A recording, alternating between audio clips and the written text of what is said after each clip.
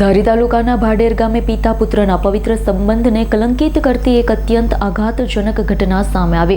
પુત્રની દારૂ પીવાની કુટેવ અને તેનાથી થતા રોજિંદા કૌટુંબિક ઝઘડાઓથી કંટાળી એક પિતાએ પોતાના જ સગા પુત્રની હત્યા કરી નાખી.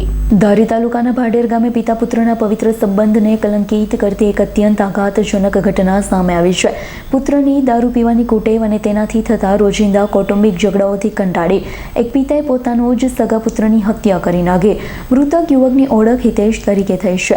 પોલીસ તપાસમાં બહાર આવ્યું છે કે હિતેશને દારૂ પીવાની ગંભીર ટેવ હતી. અવારનવાર નશાની હાલતમાં ઘરે આવી પોતાની માતા અને પરિવારના અન્ય સભ્યો સાથે ઉગ્ર ઝઘડા કરતો. પુત્રના રોજિંદા ત્રાસ અને સમાજમાં થતી બદનામીથી પિતા વશરામભાઈ સેજોડિયા અત્યંત વ્યથિત અને કંટાળી ગયા હતા. ઘરમાં કાયમી ઝઘડો વધતા પિતા વશરામભાઈએ આવેશમાં આવી દોરડા વડે હિતેશનું ગળું દબાવી તેની હત્યા કરી નાખી.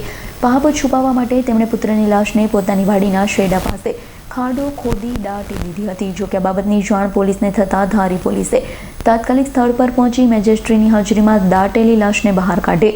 ધારી પોલીસે પિતા વશરામ સેજોડિયાની અટકાયત કરી સઘન પૂછપરછ હાથ ધરી હતી. તેમણે પોતાનો ગુન્હો કબૂલી લીધો છે. પોલીસે આરોપી પિતા વિરુદ્ધ ગુન્હો નોંધી કાયદેસરની ધરપકડ કરી કાર્યવાહી હાથ ધરી છે.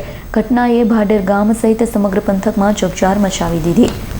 તારીખ 31/12/2025 રોજ ધારી પોલીસ સ્ટેશનમાં કનુભાઈ ભીમભાઈ ચારોલિયા દ્વારા ટેલિફોનિક માહિતી આપવામાં આવેલી હતી કે તેમના જે ખેતર છે એની બાજુના ખેતરમાં એક માનવ કંકાલ દેખાઈ રહ્યું છે.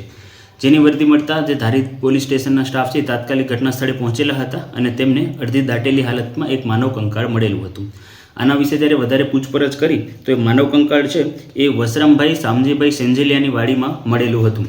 વશરામભાઈ સેંજલિયાને જ્યારે પૂછપરછ કરવામાં આવી તેમના પરિવારના સભ્યોને આના વિશે તો તેમના દ્વારા જણાવવામાં આવેલું કે તેમના પરિવારમાં એક મોટો દીકરો છે અને એ પોતે જે રાજકોટ રહે છે અને તે પોતાના નાના દીકરા સાથે રહે છે.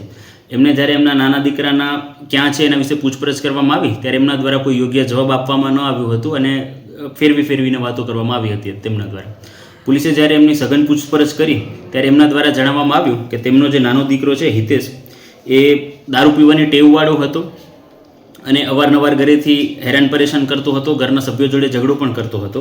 અને એમણે વધુમાં જણાવ્યું કે 24/11/2025 રોજ જ્યારે વશરામભાઈ શામજીભાઈ સેંજલિયા એ પોતાના ઘરે આવ્યા ત્યારે જ એમનો દીકરો જે છે એ આરોપી છે એમના પત્ની અને પોતાના સગા માતા એમની જોડે મારપીટ કરી રહ્યો હતો, ગેરવર્તન કરી રહ્યો હતો અને બીભત્સ માંગણી કરી રહ્યો હતો. જેના લીધે વશરામ શામજીભાઈ સેંજલિયા છે તેમને દોરડી દ્વારા જે તેમનો પુત્ર છે એનું ગળું દબાવી અને તેનું મૃત્યુ કરી દીધું હતું. બાદમાં એ પોતાના સનેડામાં એમની જે ડેડ બોડી છે એને લઈ જઈ પોતાના ખેતરે જઈ અને એમણે દાટી દીધેલી હતી.